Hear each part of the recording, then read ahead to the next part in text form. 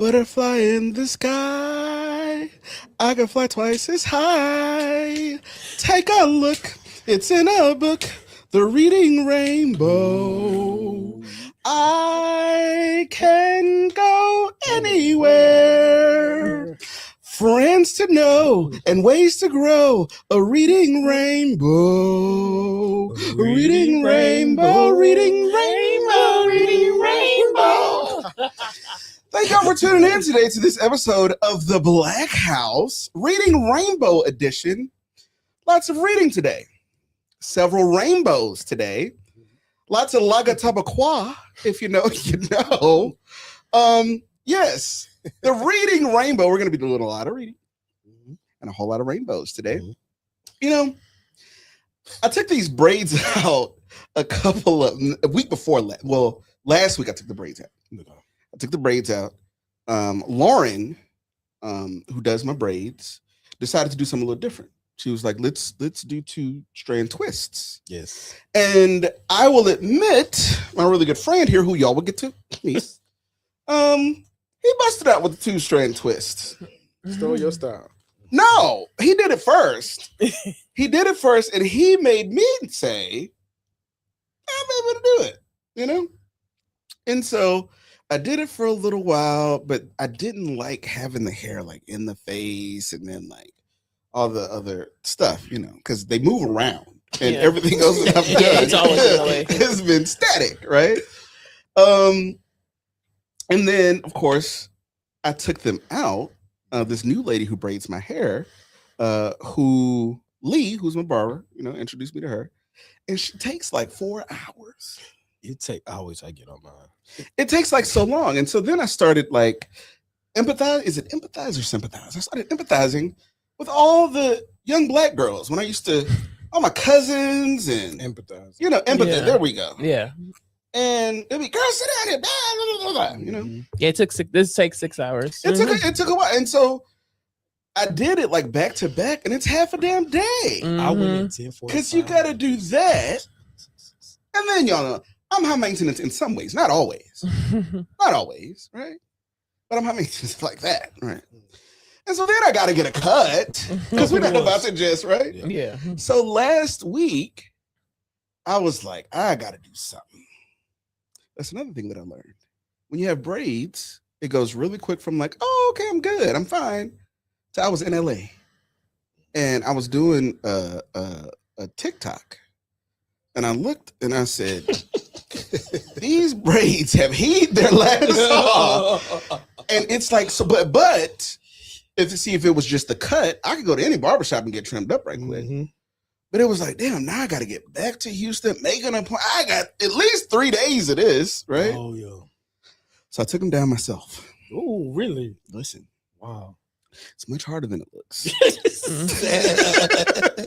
My arms were hurting. I'm like, oh my God, my neck.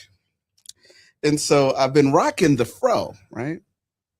So last week, I'm somewhere, and this guy's like, you got to tell me about your unit. And I don't know what he was talking about. What was he talking about? My apartment? Because I started doing a vlog, you know? And some people have asked, where do you live?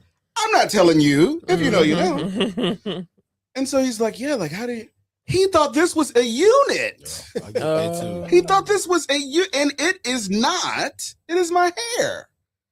But I guess, you know, Lee does a really good job with the razor and everything, and puts it on.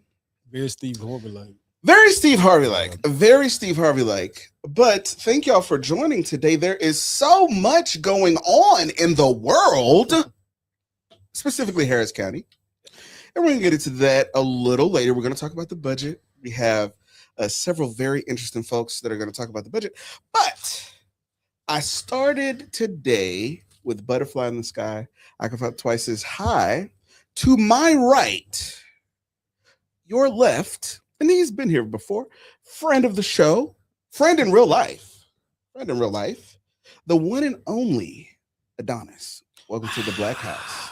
What's up? Thank you for having me again. Yes. More like brother now. Yeah, more like brother. With your mom. Yes. That's your son. Like, Exactly. yeah, Just go with it. Just go with it. We are Family. Hey. Yeah. Okay. you go. Absolutely. You two are wearing the shade. Can we switch for a moment? Yeah, absolutely. Switch for a moment. Now these here. Oh my gosh. Whew. You see them This is that new school stuff right here. I felt like a Gen Z, like a YN. YN. A YN, my YN shades. My fiance says these are the rich mom glasses. Rich mom glasses that does work. They a suburban driver there. So Yes. Adonis, you just started a podcast. Oh yes, I have. So tell us a little bit about that. So should I introduce my co-host first? Or Please should do. So before we introduce the other half of, I'll say the name. Introduce my co-host. He is from Detroit. What up, though? Yeah, that's it. What up, though? In the band, though. West side. Yeah. East side, west side. West side. Whoa, we won't hold it against you. Okay. No, we feel blessed. So, none other to my left, my boy, the same dude, the main dude, sometimes the lame dude, not for West Fresh. West Fresh. What's up, though? What up, though? Welcome to the. Oh, I just noticed the Yes, D we on did. the hat Always. too. Yeah. Always D on the Oh ground. my goodness! Always D on the ground. Welcome to the Black House. Hometown hat, too. Hometown Yeah, this hat. is the, I wear the away game hat when I go out of town. Oh, that's what's up. This is the, Anita game is hat. from who it's from? Anita Baker is from Detroit. Anita Yeah, Baker. She knows me. Oh, Gotta take your line. That's just one of your lines. So- She know me. So growing up in Detroit, what was one of your favorite things that still exists today? Coney Island. Coney Really? Island. Yeah, Coney Island. what about it? So it's not James Coney Island for the Houstonians. in the room. Mhm, It's not James mhm. Coney Island. It's much more than that. Coney Island is a diner. So it's Mhm. diner and it's a franchise. So you have several around the Mhm. city. Mm-hmm. All of them have their own little flavor, but they all have the same type of food. Mm-hmm. And typically they all have the same vendors. Yeah. So if you go to a Coney and you want chili cheese fries, They got it. you're gonna get the same chili cheese fries in most places. Mhm. Now you have others that Mhm. specific ones, but yeah, Coney would be it. That'll be it. What's with this loose chili in Detroit? Tell people what that's about. Yeah, because that's not the chili I cook. Okay. That's not the chili I grew Okay, up in the house with. Okay. Definitely, gotcha. it's a Coney thing. Got to make Coney dogs. Making Coney dogs and chili cheese fries and stuff like that. You don't want Yeah. ground beef. You Yeah. don't want meaty. Yeah. So That's what's up. Well, welcome to It's the got a Black spread. House. You are a barber, yes, a Let's master say- barber. How did you get into that? how did I get into it? Many moons ago. Mm-hmm. Just started doing it in the basement in high school. Wow. My freshman year of high school, I started cutting, and it's been able to help me float That's what's up. the Congratulations. past umpteen years. Do you cut your own hair? Yeah. He sounds a little bit like Jay-Z. Have you ever noticed that? I never noticed that. He sounds like a Oh yeah, yeah. he I can sounds see like that. a rapper. You said dogs. Yeah, he does Yeah, sound like you a sound like rapper. a rapper. Do you There rap? might be something to that. Do you rap? Do I rap? Yeah. Yeah, You rap? Rap, You write, seem and like- produce. Okay. Seems like a creative. Absolutely. Yeah, very creative. Into West Fresh's right, That's it. we have you're damn near a co-host. We need to go to Yeah. we need to just get you the one and only Carisha, please. Carisha Rogers. Hey, good welcome, people. welcome back. Welcome back this week. What's been going on What has with been going on? politics? Yeah, what's at the top of your list? I got a little list of I mean, I would just go ahead and start off with the Maryland Burgess endorsement of Maldonado. Wasn't that interesting? What are your thoughts? out on of it? it's out of nowhere, and then we only it dropped. Oh, are we back? okay. Keep talking. Yeah. So it was her sudden endorsement of Maldonado, and we don't have many days left of early vote or election. And it's just interesting that it came out of nowhere.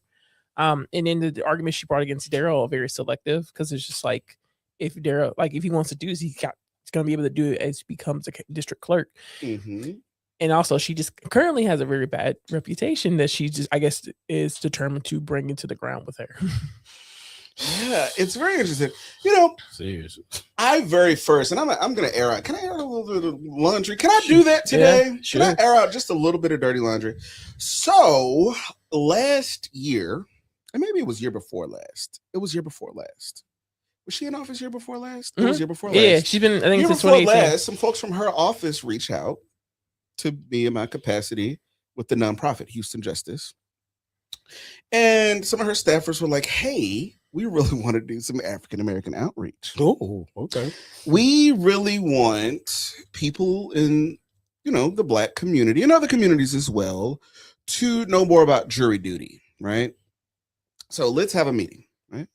So I go down there and, I meet with her and some of her top staff about, what this would look like. And at the end, I'm like, where's the check? Right? I didn't get the check. That contract ended up going to outreach strategists.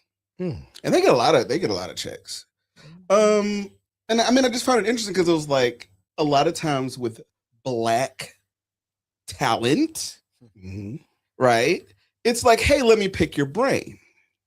And I'm like, no, right? Because you don't pick other people's brains. And we saw they got a 6-figure contract for some stuff so fast forward. And then last year, did the check thing, the $80,000 thing come last year? Last year, she requested $80,000 raise in front of the grievance committee that she sat on. So she basically, went, did that request. They didn't give her 80. I think they gave her like 60 something. And so, just in my opinion, we're reading, right? We're reading Rainbow. Tacky, uncouth. Yeah.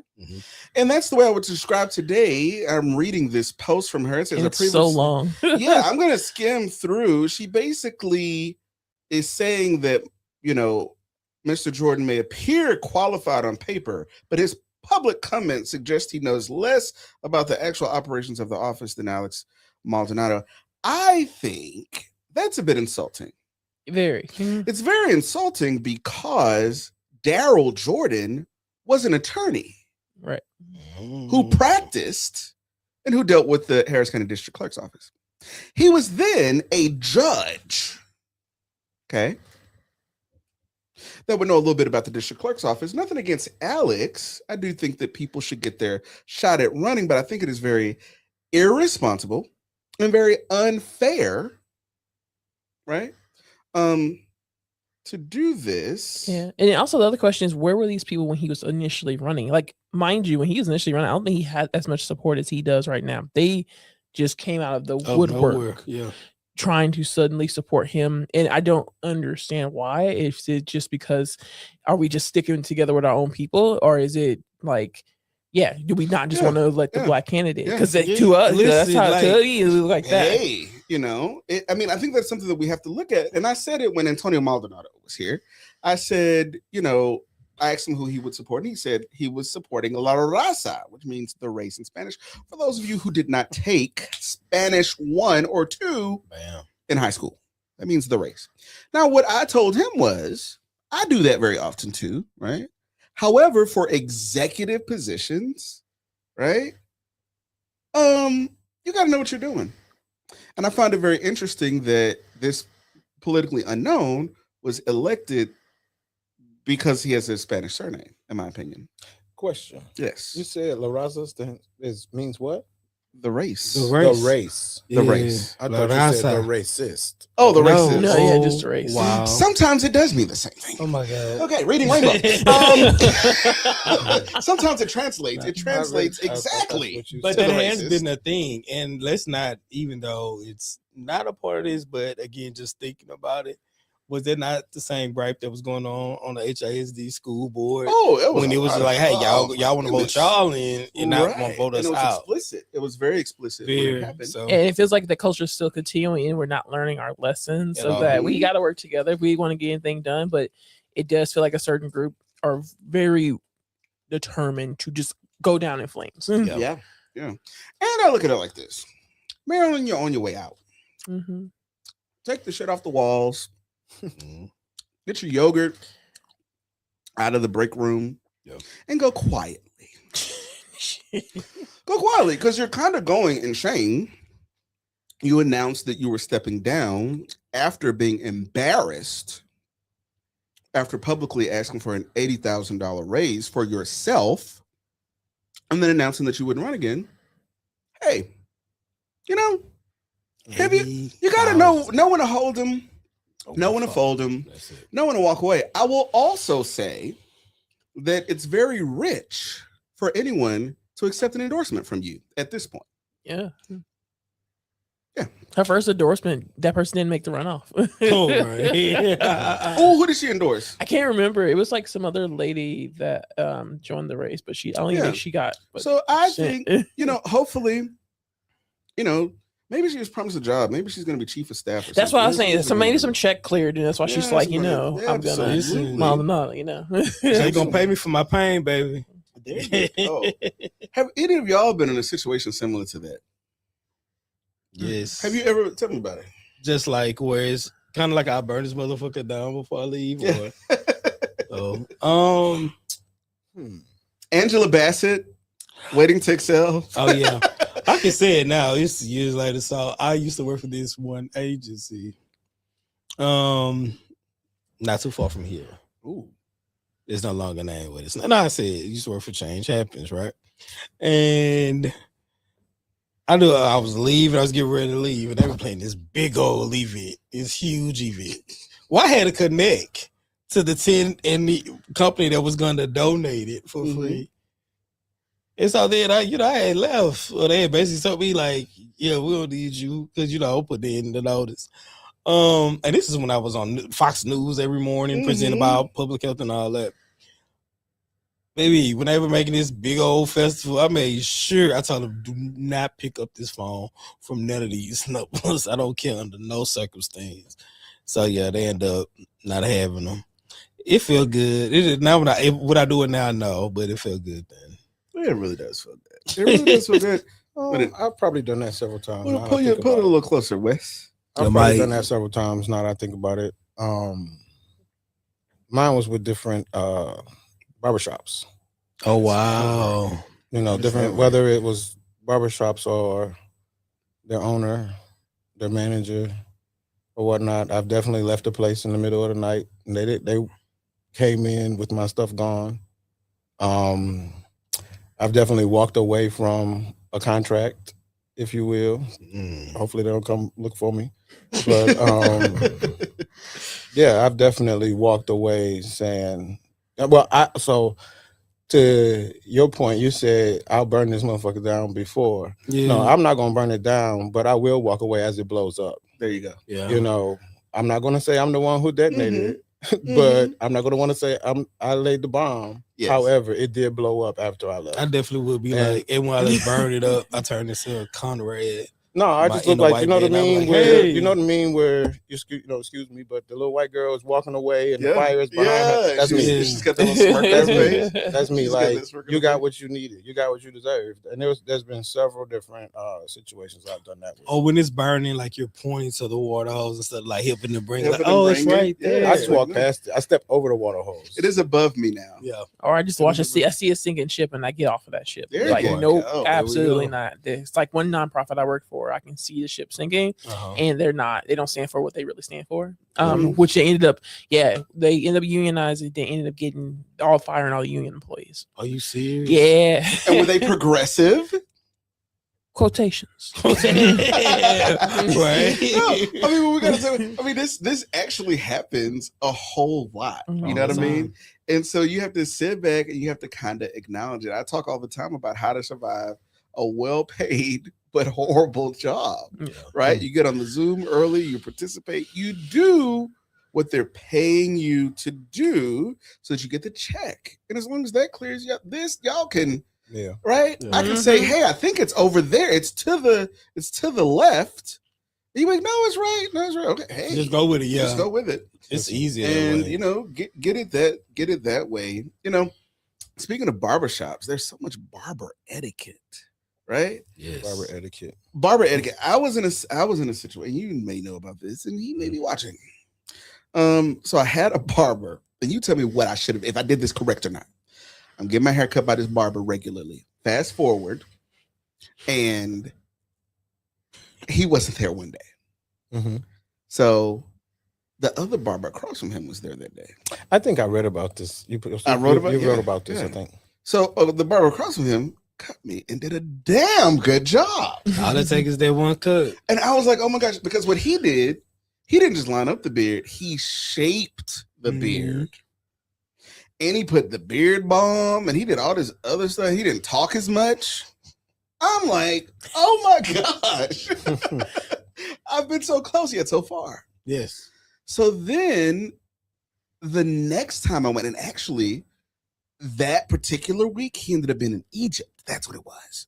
The barber was in Egypt, so I ended up going away. So I assumed that the next week, because I'm a weekly cut, the next week, I'm assuming you're still in Egypt, because that's more than a. So I just set it up with the guy. Mm-hmm. So I go and I'm getting my hair cut, but the barber's back. That'd be the worst. Oh, and so I'm like, oh, you know. But then I was like, I kind of want to keep going to this guy, but I couldn't because loyalty. Not even that. Okay, fuck loyalty. The issue was, I could sense there was some discomfort, right? Okay. Like it was some, so we just still in clients now. And I was like, I can make a decision. Right. Do I not have a part in this? Then you weren't there. And so then I was just like, I can't go to this barbershop anymore. Really? And then I stopped going altogether. And then I found because I like a mobile barber that comes to the house. Yeah. Right? And so every now and then when that mobile barber is unavailable, and I'm a last minute person too. I'm a, hey, can you get me? Right? And when he can't, then I'll do something else. There's always the best barbers though. Like, so did you? Oh, go ahead. Me and my barber been rocking since my son was 4, and now he's 21. Wow. I know, right? Who is your barber, by the way? Oh, shout out to King Blade. I thought you were gonna say Wes. No, Wes is my boy. That's my homeboy. So truth Blade be told, became my barber once he left out of town when he moved. It was a little before that. No, same time. It was a little before. Don't start this. Don't even start. But no, shout to Blade. You know, I do Blade. know Blade. My award-winning boy right there. Wow. But no, to your question. Your question was, did you do the right thing by not going anymore, or what? Or by switching? Was that okay? Yeah. What should I have done? In which part? All of it. Okay. So, starting with the switching of barbers. That's a normal thing. You know, I could answer from the old me, the young me, and I could answer from now. The young me in barbershops with 5 to 10 other barbers. You know, which YNs back in the day? All of us was. Yeah. You know, that was a different thing. That was part of the business. You know, and it kind of is what it is. That comes along with the territory. You know, if you came to a barber across from me, and as you were getting your hair cut, you watched me cut, and kind of saw whatever window you could, whether he was out of town or not, or something of the sort. You wound up in my chair. Yeah. You know, I've definitely had that over the years. I've built a clientele off of that. You know, that's how, quite as a cap, that's how I got Adonis prior to, you know, because people don't even leaving me. People don't do walk-ins. What? People don't do walk-ins anymore, right? Like it used to be, either you had your regular appointment or you would go and whoever could cut you could cut you. Well, see, I haven't done walk-ins in I haven't done walk-ins in, I'm dating myself, but I haven't done walk-ins in almost at least a good 21 years. Wow. Oh, wow. I've been appointment-based for 21 years. That's crazy. I'll be honest. I'm going to be honest. I'm one of the old school clients. I don't want to download the app. Yeah. And I don't want to do, and here's the thing. Now, and also about this barber, sometimes I would go on and see what the availability was. And so I would say, okay, 11 on Wednesday. Then I show up at 11 on Wednesday, and it's like, oh, man, I got two in front of you. No, it's one of the Oh, other. Yeah. that's the whole another conversation just dealing with Well, see, barber that's- etiquette because it's so much shit that pissed me off. Number one, don't have them like hollering ass little boys in the damn barbershop. Like they should be at the barbershop from 8 in the morning to 10 a.m. We don't want to be there when they hollering and screaming. Like, oh shit. See, that's the me. thing too. I stopped taking babies and kids Oh my a goodness. long time Adults ago. only. You know, it's teens and up. Teens and I up. started at Well- like 12 and up or 8 and up. It also, I mean, over the years, it has changed barber culture. It used to be that the barbershop was the black man's country club. That's where you would Oh, that's a good way of looking at have, it. your conversations. That's what it used to be. That's what it used to be. And then we got into this like studio thing. Mm-hmm. And what it does, while there are benefits to it, there are some inadvertent, like unintended consequences because now the networking doesn't happen, that community doesn't get built. And I think it's like a sign of the times. Who Yeah. you texting, Carisha? Oh, She sharing getting it it too. live. Oh, you shared it live. Thank you. You shared it live. So at any point, we have 2 to 3 special guests that are experts in the budget that are going to come up. We're going to keep moving right along. You're into politics a little bit locally. Yes. You keep up, and you too. I see It's you funny. coming. Somebody just texted me this when you said What do they that. say? Oh my Some god! shit that I'm not. You already know I'm not going that Hey way. Adonis, long time no see. We're hosting our very first town hall with an elected official, and then I see who it is, and I'm very Right. disappointed. I'm not gonna say, but Hold on. I'm curious now. and then it says Congressman Al Green, and I would truly love your support oh, I know. who and it is. helping us pack the room out. I know who it is. If you could, this is actually okay. Now I see what it is, and this is clearly a ChatGPT. And I have nothing against ChatGPT. I have nothing against ChatGPT.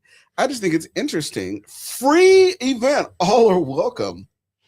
And Congressman Al Green town hall me. Does that sound like a barn buster? Can I see that? Mm-hmm. It's going to be standing room only as he waves his cane and yells at the crowd, right? And tries to make it seem, right? Don't you just love that? Don't you just It's love so predictable. It's so predictable. He's going to raise his cane. He's going to yell, right? He's not going to be able to point to any legislative wins or any local community wins. Nope. But, he's got seniority, whatever that's worth, because they drew him out of his district. Well, Yeah, he also had a rally at McGregor Park, I think, last Saturday. 12 people were there. 12 Oh. people were there. And they play. It was sad because Martin Luther King III was there. And no offense, I'm not even going to go there because, I'm already on thin ice. We'll just say, and I don't know, you ever meet PKs? oh my God, yes. Preacher's I kids? grew up with Yeah. Yeah. If John Doe Sr. is the pastor, Mhm. John Doe Jr. is either somebody who you would never assume stepped foot in a church, Right. or a horrible knockoff of the father Yeah. who can't preach Only but gets 1%. invited everywhere because his dad is John Doe Sr. So he does all the revivals. He does all the stuff. The people find out that the daddy's somewhere else and he's preaching that Sunday and no one comes to church. Y'all know what I'm talking about. Mhm. The church without walls. Yep. Reading We're all about the church. Rainbow. Reading Right. Rainbow, yes. We used to find out that Ralph Jr. was in it. Was just like, enough. Mhm. Enough. We can't do it. I used to do that too when the men's choir. When I You was sing? walking. Because my mom, so we used to go to the Southwest campus for Brick Hollow. I remember one Sunday, I walked in and I saw them. Swing low. and I turned around and left. And then my mom, she was texting me. She was like, "You were right behind. Where did you go?" Mom, I am at home, right? They But- normally do like quartets now. They do quartets. Well, they don't even do choirs anymore. Everything is a praise team. Everything is a Yeah. praise. Everything What is is a the praise difference? team. Am I Let me- that heathen? let me No, it's tell a you. big, it's a Oh, big it's a difference. big difference, There's a okay? big Because they difference. got more. One of my friends got mad about it. Someone, no, I am on this. I'm not on. I'm like, it's the Let me same tell you. thing. No, No, it's not. it's really It's not. definitely not. It's really not. The praise team. Okay, the choir is Destiny's Child, and the praise team is Beyonce. So they're kind of the same. Yeah. From a distance, they're both singing. But no, the praise team gets treated. They're like celebrities. Really? Yeah. At the church, Depending on which church you depending go on to, which for sure. church you go to, and I mean, I was part of the young adult choir at Friendship West in Dallas, and there were a couple of people that were on the praise team that would show up with their tea and their honey, Are you and I was Yeah, like, it's a man, big if deal. you don't go sit down, It's a big deal. if you don't go sit down, Choir members just they participate. so Participate, they get participation award. You get But yes. the praise team, That's that's the them. celebrities, that's the them. stars. They didn't they never even used they're to on have our payroll. mics on. They They're- never used to have our mics on. I was a tenor and I was short, so they used to put me in the front. And I could tell y'all just hear our acoustics. Yeah. Mhm. Them down there in front of us with the matching outfits, probably paid for by the church. Oh yeah. Probably. I bet they get a 100%. budget. Because some of the praise team members, think about it. See, now we're going somewhere. Some of the praise team members, I know where they work. Yeah. And for some of them to be keeping up with some of these outfits, you know what I mean? With the church's money. No, well, I'm kidding. I'm kidding. Somebody's gonna come after me. They're gonna be in my DMs, and I'm just kidding. Right. No, for some of them to even be on the platform. And it's not about where they work, it's about their life outside of. Now, see, Listen, now, you talking about PK? Well, you That's a said- conversation. I mean, well, you that's said- not, listen, we can't do that in the Black House. So- That's definitely a little podcast show. Because we can't really get into it. Because them PK, We'll put that on the docket. Put that on the we can docket, go, we put can that on go the to thing. PKs Hey, and that's praise, we want you to PKs be and there. praise teams. you unload on ours. So Oh, that's the an thing, yeah, put episode. me down. PKs and praise teams. PKs and praise team. Could, Oh, that's you, at least a segment. could you date somebody that praise dance? Cause there's somebody that praise dance. See, this is taking. Nah. Oh, wait, he's sorry, but I No, mean- no. Go ahead. I don't Nah. want your demographic to get mad when I think about all of it. No, it's okay. Okay. I mean, should I date Talk somebody about that the praise dance? No. I mean, and it's not even because Like they he praise knew all dance. this. It's not even because they Yeah. praise dance. It's the praise dance will be like the icing on the cake of It'll why be a I can't. different Like thing. that would Christian, just. could you? They. Oh, no. Could you be a praise dancer, Carisha? No. Have you ever been a praise dancer? No. What did you do? Okay. So I'll tell you what I did. I was Could you young be a adult. praise dancer? I could. I think I could be a praise dancer, and I think I'll be very good at it. I would add a little bit of structure to it. It'll be Yeah. choreographed. It'll be great. We would have a band. I would want a Oh, yeah, I drum can see you line. doing it. A drum line, Wheeler. He really wants to be on They the got the funding to do it. Oh, they have the funding to Over do at everything. Wheeler. They got a whole orchestra over What there. about the church mimes? Do they still do that? What's that? Church who? Mimes. Oh, But that's kind of the same thing Yeah, as the like that's, that. that's what I Those thought when praise you, dances, that's what yeah. I meant. That's what I immediately thought They of like when you they said do that. no, that's like- voguing. Sorry. So could you do? It's the same. It's one Would they and do the same for mime? me. It's Could you date them? That would be even worse than just the praise dance. Maybe I would not even want that conversation to be in my face. Like somebody say something. That's what they did. No, that's I'm like, like you don't get- nah. Oh my goodness. Because at that point, you're a little overzealous than I would like to be around. Ooh. You know, and that's no Performance. shade to those who are in that arena. But yeah, like at that point, my conversation and your conversation would be too different. It Like, goes totally different. yeah, and we We're wouldn't not trying to even- go to rehearsals and stuff. Yeah, Oh, absolutely not. yeah, And Quincy, you're gonna have to let us know when our guests get here. At least one of them. There's one more person that's coming. I can Okay. hear. Yeah. I can hear one of our guys out there. I do want to talk also about Anise Parker and Letitia Plummer. Are you talking about Anise, what she said, Shape Center? Wait, what? Fill us in. I heard. Oh my god. So Anise Parker made a bold claim. Well, she was like, she's done more for the city than Mayor Turn for Black people. So what Wait, she say let me what? clear. Let me, Okay. Here's what she said. So Rayful Coyle, who is Mr. Economics, he's always talking about Black economic, like that is Yeah. his thing, and he's consistent. So he gets in line at the Shape Center. In Buff is doing a Malcolm X thing Okay. just to set the stage. Gotcha. Mhm. In Buff, for y'all of those that don't know, it stands for National Black United Front, right? So, okay. And so he gets up there and he asks about contracts for Black people. And she said that she had a better record for contracts with black people than Sylvester Turner. Now, I will say, and I think she put up some. She encouraged you to do ChatGPT to actually look it up, do a compare contrast, and so it spiraled. It spiraled, not very much. And I want to get your thoughts on where you think, not where you want it to go. Where do you think this race is going next week? I'm thinking right now is looking at the early vote numbers. Depending on the voting location, a lot of black people are turning out right now because like the highest locations are Sunnyside and Wheeler Avenue. So if that rate keeps up, there is a good chance that Letitia could take it. Do you think that Letitia has a lock on the black vote? Yes, you do. I guess time will tell them. Because I think your traditional white voter is going to go with the safest option of Anees. I would say I think there are a lot of I think it depends on where people are on the spectrum. Right. I would guess that you have some. I guess the further left you go, the more Letitia, and the further to the center you go, you have Anees. Right. And so we will see. What do you think that Al Green and I think Christian's definitely thinking Christian's going to take it home. I think this is just Green going out swinging the best he can, kicking and screaming. You know what it reminds me of? Oh gosh, I'm just going to say it. It reminds me of like the last couple of weeks with Amanda Edwards. Yeah. Amanda Edwards was really swinging. Okay, now we're going to do a shuffle. We're going to do a shuffle. They are here.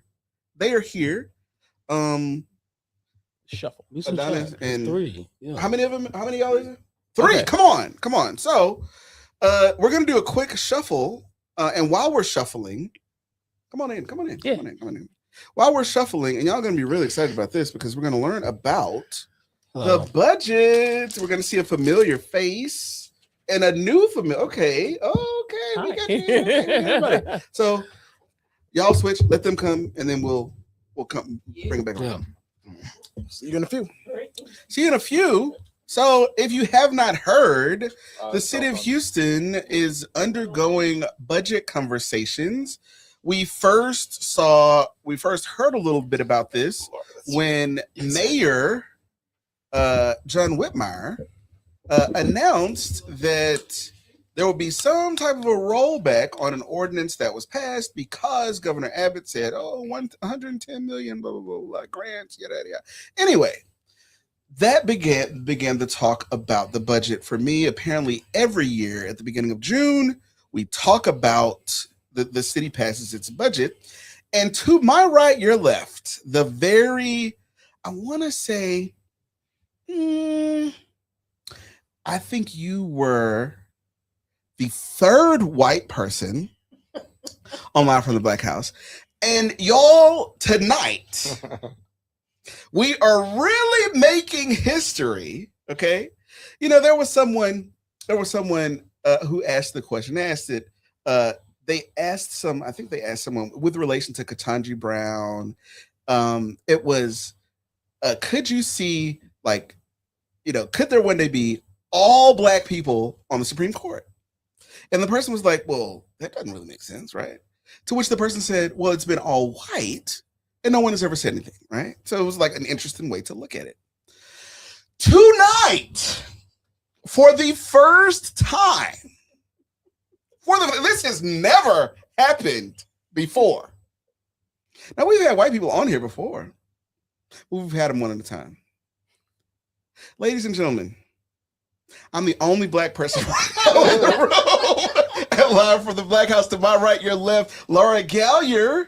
Welcome back. We're going to put you right here.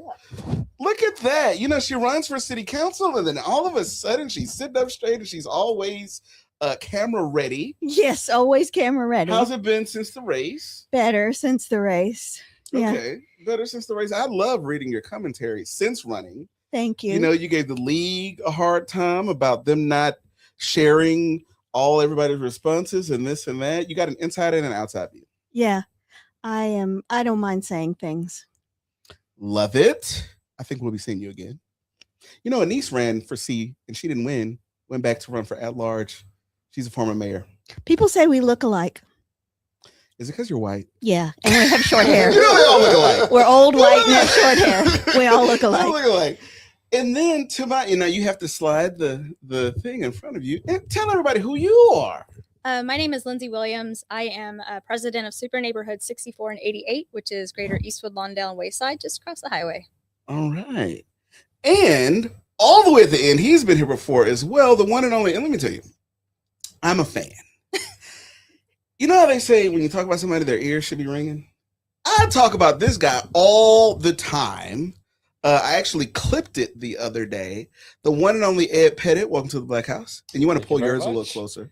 I'm gonna pull a little Good to be closer. back. Yes. So whoever can hop in with it, what is going on with the budget? What are we up against? You've attended all of the budget meetings. Thank you. I missed one or two. And I haven't made it back to watch them on video. But yeah, I've been in City Hall a lot the last couple But of here's the weeks. thing: she's made more of those meetings than the council members themselves. That's Yeah. true. It's true. Yeah, because sometimes it's a ghost town in there. Yeah, and there's some who I don't think I've seen in there at all. Who haven't you seen? You want names? Yes. We want names. I'll give you letters. Okay. I don't think I've seen the council member from C or D. Oh, Shabazz and Abby Cameron. And there's others who have been scarce. I mean, a lot Scarce. of them have had their staff in there. I guess Yeah. I don't know if that. Or they sit up counts. there and they play on their phones. No, they don't do that. Obviously. Okay. Yeah. Okay. hmm And so, what are some of the standout things that y'all are observing as we learn about what's going on with the budget? Well, obviously, the situation with the trash and the water and combining those and charging fees back and forth is a big deal. I'm a CPA. I thought I would be able to spend some time on that and understand it. So I had a long drive and I listened to the mayor all the way up and I listened to Chris Hollins all the way back. And I'm still not completely sure I understand how this is going to work. So it's pretty complicated. And this thing that Laura is talking about is a $5. Is this the administrative charge that you're talking about? It's a or- couple of things. First of all, solid waste is being taken out of its own department and put into Houston Public Works. So that's all going to be under one thing. And it's called a CUS, which is a combined Utility systems. I utility think. system. And the reason for that is that there are certain things that you can and must do in a utility that you are harder to do when it's part of the general fund. And I think that's where two things come in: the $5 trash fee and a right-of-way fee. What is a right-of-way fee? A right-of-way fee is something the utility has to pay for using land.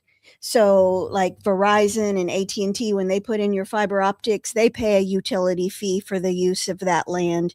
And now the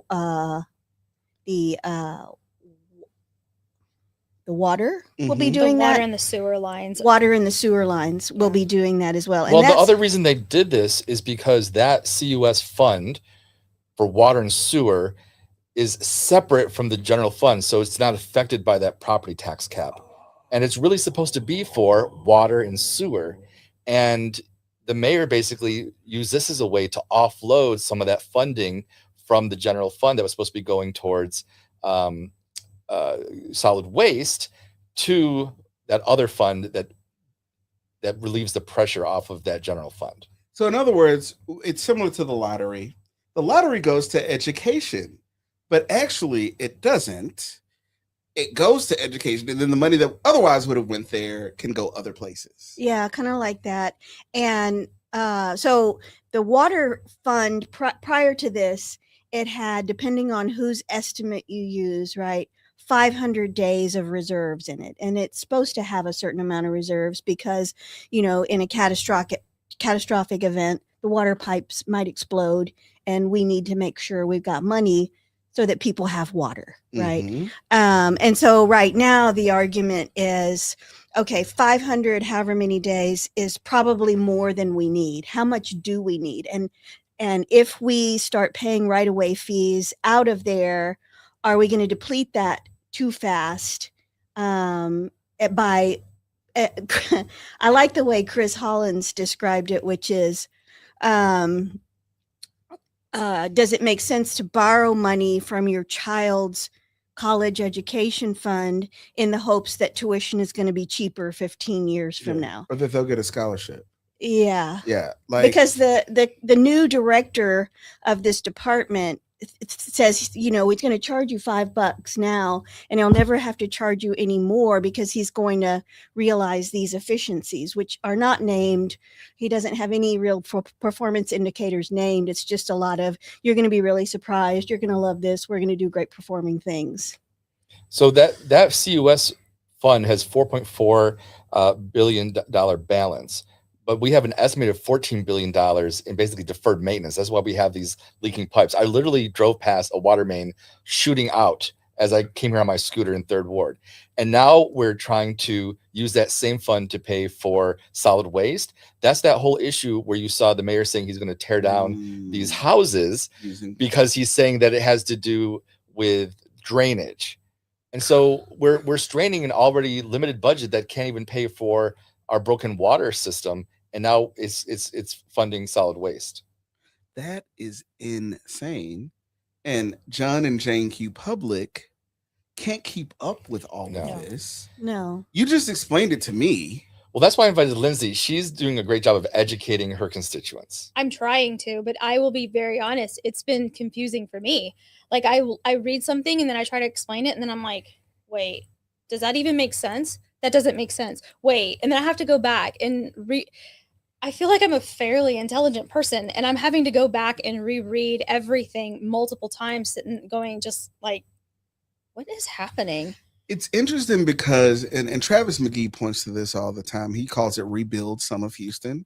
We remember hearing about this lockbox that we put on, and so it's put out a certain way, and then as if none of it was ever agreed upon, folks, elected officials go back and say, well, we'll just move some things around, and here's what we're going to do with it now. And that's a slippery slope. That's something that really bothers me. And then when I started looking at like I'm glad you confirmed what felt like just redirecting dollars into a whole other fund. I was just thinking like, at what point does this stop? Like at what point do we actually use the dollars for what the dollars are supposed to be used for? And the trash fee is something that's been bothering me quite a bit because I think I saw it. If you've heard from Hollins, I think that he's talked about this, that there's the $5 trash fee, and then it could be cheaper to pay for it with a tax increase, right? But at some point, it's cheaper. So, like for most residents in the Houston area, it's cheaper to pay with the property tax. But after your property value goes up to $875,000, it's cheaper to pay $5. Right. So this $5 fee actually burdens poor folks Yes. more. Because there's a Yeah. cap. That's the tipping Yes. point. Is And- that and most people who have a home or property at $875,000 are a little more capable of absorbing those fees. I'm not running around saying Yeah. tax people, but like, they're a little more able to take in those fees because in our district and in our neighborhood, the average income cannot take in the Yeah, additional so in other words, costs. it's regressive. It's a regressive Yes. tax. It's regressive. That is wild to think about. You are a super neighborhood president. What are you, and I'm going to make a guess and say folks are less engaged today than they Yes. were in the past. I think it's TikTok brain. I think it's the fact that like the 24-hour news cycle and YouTube and everything just gets cluttered, and it sort of punishes the retail worker, the shift worker, Yeah. who's not able to take off, because you can't just attend one city council meeting and know what's No. going on. Yeah. No. You can't attend two. You can't do it for several months. It takes a while before you even get the flow. Yeah. And so what are you saying? And who comes to your meetings? Who would you like to see come to your meetings? I'm a really big proponent of educating anybody. And you can ask Ed, like, I love to make friends. Our neighborhood, like we're neighbors and we should work together. And I work together with the downtown super neighborhood and Mhm. third and second ward super neighborhood really, really closely. And we do struggle with getting people to pay attention and coming in and being a part of it. A lot of it is people don't feel like they have a say. They feel like what they say doesn't matter. And I'm trying extremely hard to change that, because they can say something. They can speak their mind. They can learn something and make a difference in however way they can. But like the people that come in for a lot of the civic groups that I attend, it's mostly populations that are 50 and older, retired. But we have been getting a lot of people that are a little bit more engaged in the I guess the 35 to 50 range, and we're also starting to see some high school, which is pretty cool, I think. But it is mainly retired, and thankfully my super neighborhood sees a pretty good variety, but it is mostly retired residents. And this is one of the things that we like to do during our coffee chat. And thanks for giving a shout out on one of your previous programs. We had Anise Parker last Friday speaking directly to residents, taking their questions. And that's what we like to do. We like to use those informal chats to educate folks. And I've been learning a lot from Laura, and I was inspired that I'm going to actually have a presentation this Friday about basically the council district service funds and how they work, because that's something that I think a lot of folks don't realize. People are all focused on the general fund. Yes. And one thing that stands out to me already for our city's general fund, over 60% of it is being spent on police and fire. Parks is less than 3%. Health is less than 3%. Libraries is less than 2%. Okay. So over 60% is fire and police. On top of that, our council members get their own funding that they can spend on their own things. They get $1 million. Half of it comes from the general fund for them to spend on their own priorities through city council departments. The other half comes from Metro on mobility projects, street resurfacing, mobility projects. And then they also get a fund for their office staff and their own salaries. That's $666,000, the mark of the beast. So that's how you remember it. Every council member, every council at member, large, or district. it changes a little bit from year to year, but this coming year is 666,000. At large doesn't get the million. Yeah, the at larges don't get the million. They don't get anything. They just get their office Just their operating office costs. staff. They get their office. Well, because they're not there, because no one is calling an at-large person about their local. Okay, Actually, they are, but that's a whole different topic. Wow. Because a lot of times you don't get help from your own council member. And one of those is a council member of someone sitting on this couch. And actually, I'll bring him up in a moment. But when you look at what they're spending things on, do you know what their biggest ticket item is? What is it? More police, more overtime, more lasers and Camera surveillance. cameras So and they're surveillance. reinforcing it. So they're even using their limited funds that they can do on discretionary things to give even more to what's already $1 billion budget to police. Okay. And some of it is like their own pet projects. So in District I, Martinez, he's given 80% of his general fund allotment to nets for Gus Wortham golf course. A golf course that already has a private entity that raises funds off of the fees to go golfing there. How much is that?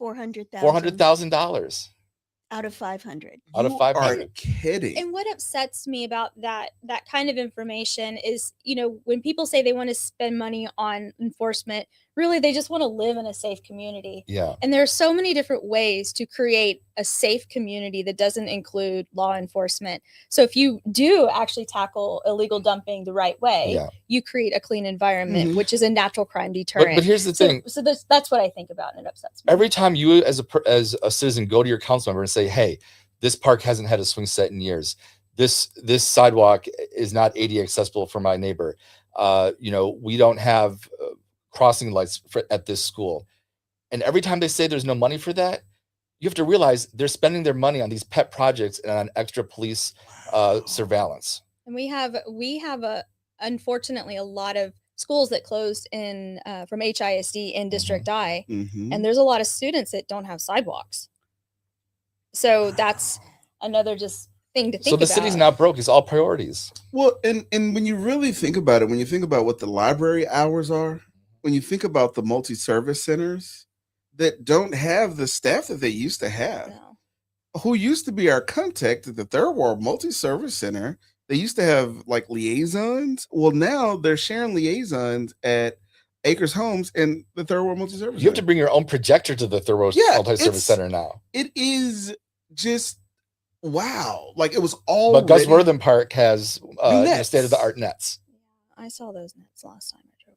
I mean, it's satire at this point. If you had asked me what I would have thought, oh, he's putting a sidewalk in front of his house, or oh, he's doing this special thing. Nets at the golf course. I asked him about that at City Council earlier this week on the day we were talking about the City Council budget. And he said, well, you know, every district is different and you don't know my district, but the number one complaint he gets is golf balls hitting cars on Wayside. Okay, so have the golf course pay for that with all the fees you pay to go golfing. I suggested that as well.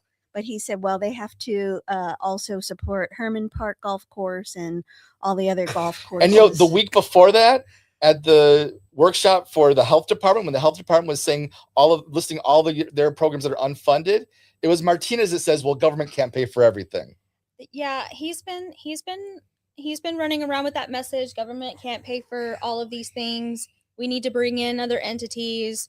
And I don't know what to think of that language just yet, but you know, it's concerning to me. That is just. I'm sorry. I'm still nets at the Nets. golf course. And when you talk bragged about those nets, he did it at a civic club meeting that I attended. He bragged about those nets, and I didn't realize the cost of them. I don't It's endorse probably my own. candidates, but what's the opposite of an endorsement? Like, I'll go put up no signs for. So I'm glad you asked, because I didn't even think to ask how much they were. So I'm glad you. I would have did. assumed cheaper. Like I would not have assumed that it was 80%.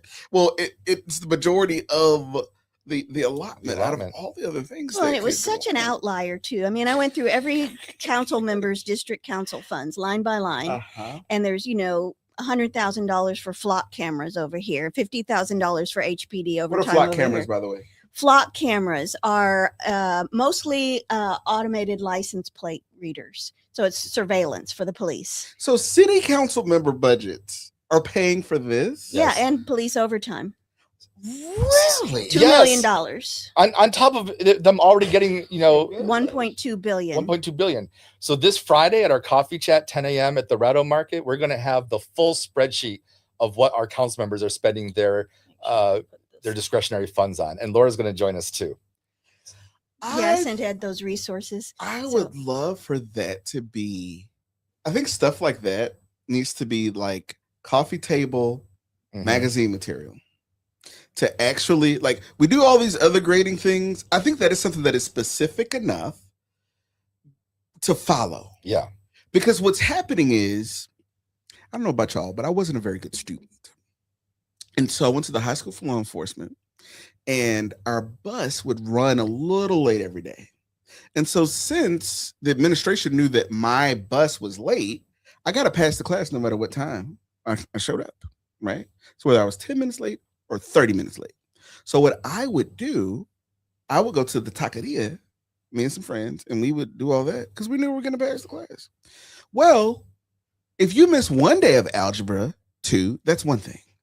If you're missing 3 and 4 days at a time, you can't follow.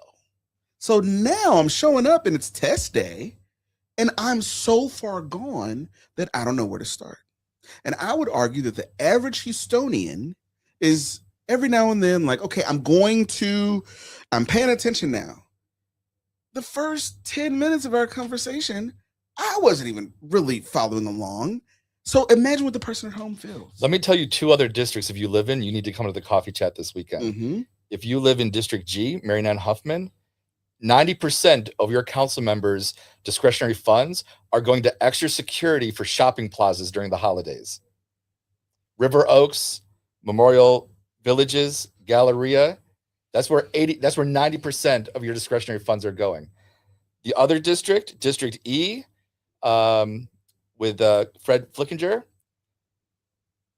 that district is so gerrymandered. It's Kingwood and Clear Lake, 2 wealthy areas. Okay, Kingwood. How do they connect that? By a canal, he But- told okay, me. okay, yes. A canal. so by this thin like umbilical cord. But if you live in a residential area in that umbilical cord, you're getting nothing. Because they don't care. Every single item on his list went to Kingwood and Clear Lake, including the Bay Area Economic Council in Clear Lake, which is a member-funded, fee-paid lobbying firm for basically trade and economic development. It's insane to think that, because shopping centers make a lot of money. Yeah. Shopping centers should be responsible for their own security. A novel idea. And I mean, aren't the Terzes doing this too a little bit? Like, They are. so And the Bay Area Houston Economic Partnership, you know who's paying the corporate dues there? Lockheed Martin, Boeing, ExxonMobil. But they need discretionary funds from your council member. wow. That is just exhausting. And I thought it was just the $5 fee. It's No, not just the it's $5 not. fee. And the thing about this discretionary fund too is that it's not just a complete discretionary slush fund. I mean, it actually goes through an approval process. So these things that we're dropping our jaws over, somebody else thought it was a good idea besides the city council member too. You know, I look at it. This is, I think, $150 an hour here at the Sacred Stone Studios on Emancipation. If you're interested, as long as you don't do 7 o'clock on Wednesdays. And I think they have pretty good cameras here. I think these cameras are pretty good. When I found out that the mayor had a $60,000 contract for a podcast, I thought to myself, like, how could you possibly justify such a thing? Like, even if you bought cameras to do a podcast. And so it just seems like on one hand, we're told there is no money, we've got to tighten our belt. And then on the other hand, we're buying nets for the golf course. Well, so all the new council members, we're going to start watching you. Joe's a great guy, friendly guy. I love him. We're going to be watching him because you know what his predecessor spent? $12,000 on a booth at the Houston PGA Tour event. Oh my gosh. This is just egregious. I would have assumed it was random sidewalks and random, you know, I don't know. There I don't is know. It some of just- that. So if you multiply 500 or a million times 11, you got $11 million. And so 2 million of it is going to the police. There's, 10,000 here and 10,000 there going to various parks. But a lot of it, the police part in their description is for overtime. What I don't see is overtime for solid waste workers, Yeah. right? I don't see No. overtime even for firefighters. It's all for HPD. Why? So there's no overtime for the folks at the Not out of the multi-service center? district service funds. There's no overtime so the pool can be opened later? no. Oh, no. There's our pool, no our pool's overtime? in the East End, like the one at Eastwood, doesn't doesn't. By the way, the open. the worst district for sending money to HPD, Councilmember Peck, District A, over $420,000 of discretionary funds to HPD.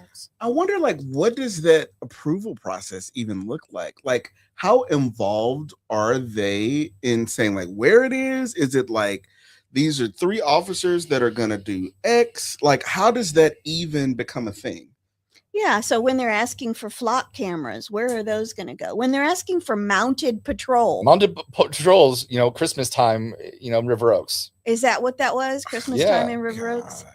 Yeah. You gotta make sure you keep the wrong people out of River Oaks during the holidays. And then you listen to, I recommend to everybody, I'm giving a pitch here, to listen to the budget workshop presentation by the health department, because it's going to make you so proud and give you such a wider understanding of I did what listen to that safety one. is. It was That was a great, good wasn't one. it? It was. So if when it seems vague to say that the fire department and the police department are not the only things that keep us safe, you listen to that health department, and we're talking about preventing epidemics. Okay, we're talking about maintaining people's blood pressure medication and making sure they stay on it to avoid a $700,000 stroke event. Mm. And we're talking about teaching teaching people that drowning is the number one cause of death for small children. It's such an important, and they're talking about gang prevention, youth violence prevention, and all of these things that when you think about it, these are actually the things that keep us safe. And that's what Is we're what the spending health less than 3% department is on. doing. And we have council members telling the health department, well, sorry, we can't Government pay for can't everything. pay for everything. That's right. Wow. Were you was it after running that you started attending the budget meetings? Like, were you this involved before? I was not this involved before. No, I retired from I sold my CPA practice like a year and a half ago. And so last spring, I went through the whole Texas legislative session, read almost every of the 9,000 pieces of legislation. All of them were like, yes, Laura, we know you. And so then I ran for office. That didn't end up too well. And so now I thought, well, this is my continuing education, is going to every budget meeting, listening to every talk about it, and kind of consolidating my thoughts by writing them down on social media. One of them went viral. It was not very nice. Which one was that? The fire department. Oh, okay. But Why were they so mean? We need more Lauras. We do. And I'm really inspired by it. I mean, the reason why I ask is because I'm just like, Rashawn Evans was like, hey, you need to have her on. She's running for District C. I also find it very refreshing, your run and your clear-eyedness because I'm jaded, right? So when I look at, there's a city council race, I already have these ideas about what they're already doing. And all the things, but like you were running hey, I'm going to meet the people, I'm going to do the thing. And to see your reaction or your telling the story of what it was like should be an eye-opener to everyone. And I'll say, I think that is probably like this fire that is lit under you. Please let it continue. And also I would say, I think it's your responsibility. You've been appointed, you've been Senate, and what do they call it? The Senate approval, Senate, what do they do? Confirmation. You've been confirmed, right? You're our translator for all things like budget. Like, think of it like that. Because the way I look at like what I do, and over the years, it's been, I don't know everything and I don't talk about everything, but I figure out a way, and with my little niche, to say, here's me making it a bit easier for the people that I love and care about to understand these very complex issues. Sometimes it's as simple as, who should I vote for? And I have a copy paste and I'll tell them, right? Sometimes it's as simple as that. And sometimes it is digging deeper into these more complex issues, because there's somebody right now that has complained about X, whatever X is. And if they knew that there is a discretionary fund, it's just not going to the things like that. And if I think the reason why they do that is because they don't think that there's a Laura Gallier out there and that it'll just fly under the radar. The other person I want to give a shout out to is Chris Hollins, our city controller. Yeah. And here's a distinction a lot of people don't realize. Even though his office operates independently of the mayor and city council, the city council, which means the mayor, because we're a strong mayor, give him his budget. Our controller's office for Houston isn't even in the top 5 of the state of Texas, let alone being funded on par with being the 4th largest city in the US. That's why he can't do the audits that he should be doing. That's why none of our TERSs get audited, because he doesn't have the staff or the budget to do it. Yeah, he actually talked about that. We had him come to our super neighborhood meeting to educate residents on budget, all things budget, before the budget was released. And it was pretty eye-opening to see how all of that came together, and how he was saying, I think what was it, only of like 6 auditors or something. And if we have city council members that are saying they're fiscally smart and they want to audit the TERS and things like that, then use some of your discretionary funds and hire more staff for Chris Hollins. Wouldn't that make more sense? That would make so much more sense. Or the health department. Or the health department. Or the libraries. Yeah. I have an idea, and I talked about it last year. And I brought it up this year, but here we are in May. You talk about things and like June is so far away. And then I was like, we need to do a city hall lobby day. And it doesn't have to be, I think when you do something for the first time, it does not have to be over the top. It doesn't have to be extravagant.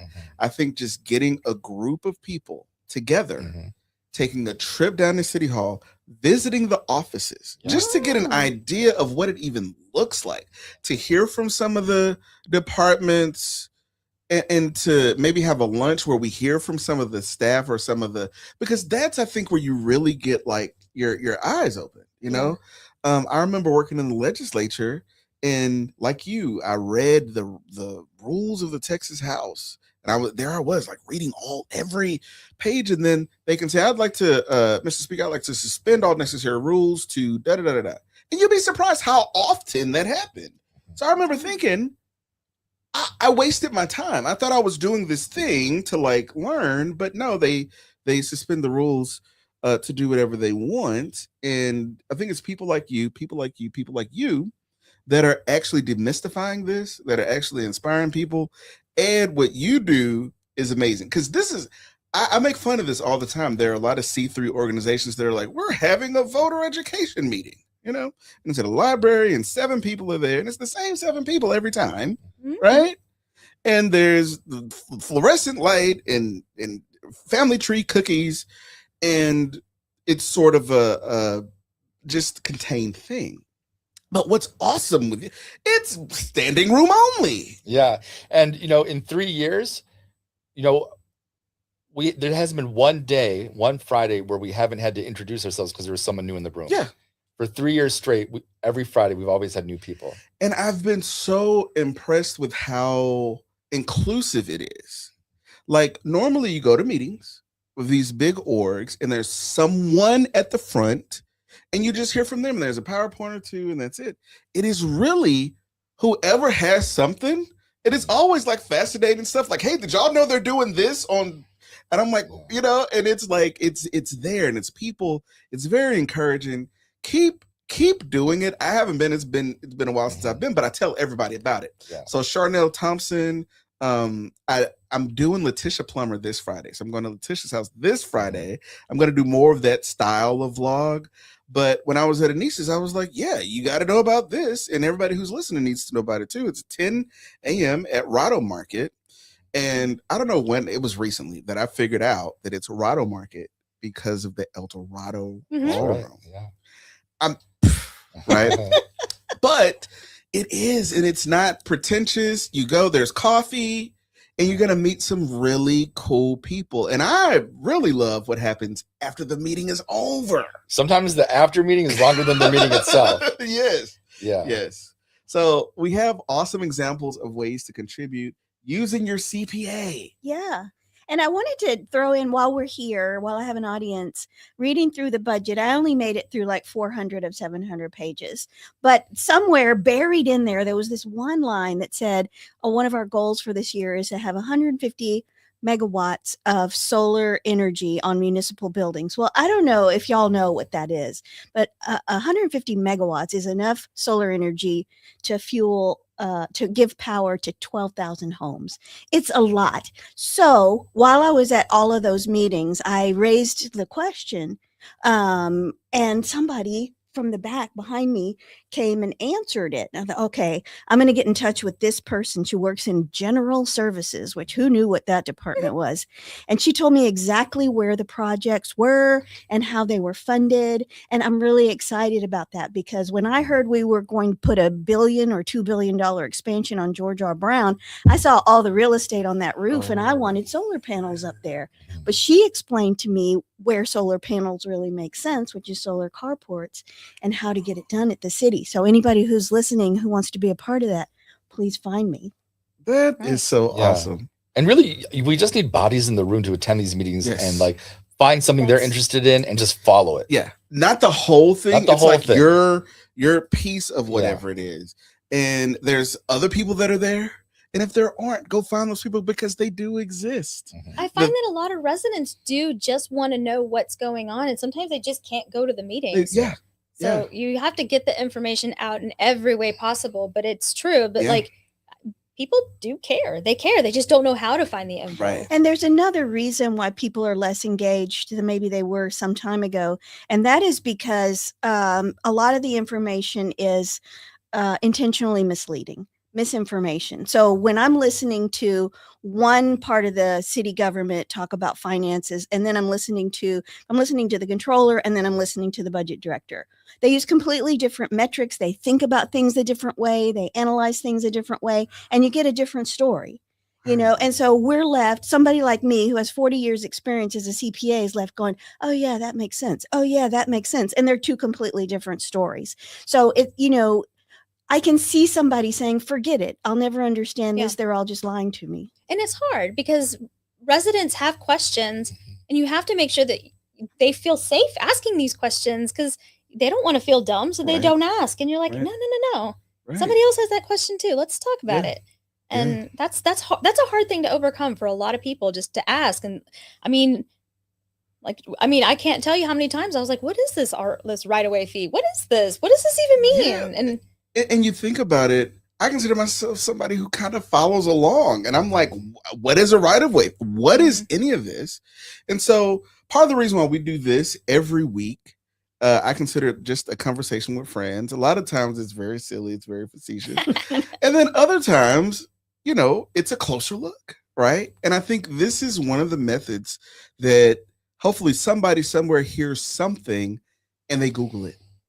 Or somebody hears something and they reach out, they send an email, they ask someone else a question. Those are little flickers that turn into a flame. And I think that is what our Renaissance will look like. I remember growing up seeing my grandfather, sip his cup of coffee and read the paper. Yeah. Everything was so much simpler. There were 5 TV channels. The evening news was digestible.